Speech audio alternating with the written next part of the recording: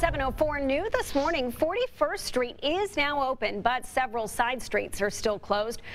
Cleanup crews will continue working today to pick up debris from Sunday's tornado. Fox 23's JJ Burton is live with why police arrested a woman in that area.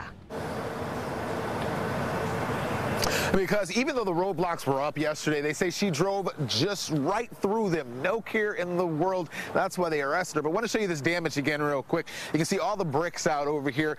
Several of the businesses, you can see just right through there, the windows gone and all the bricks and stuff down here.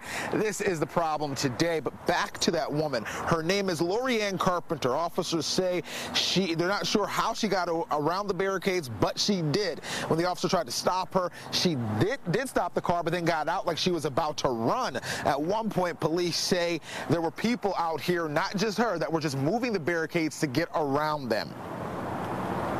It's just too dangerous to be doing that stuff around here.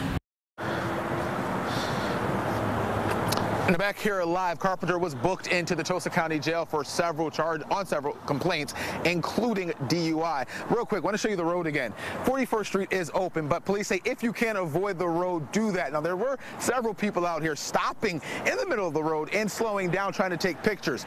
Do not do that. That's dangerous. If you want to see some pictures of this, you can go to fox23.com and look on there for those pictures. Reporting live in Midtown, covering news that matters, JJ Burton, Fox 23 News.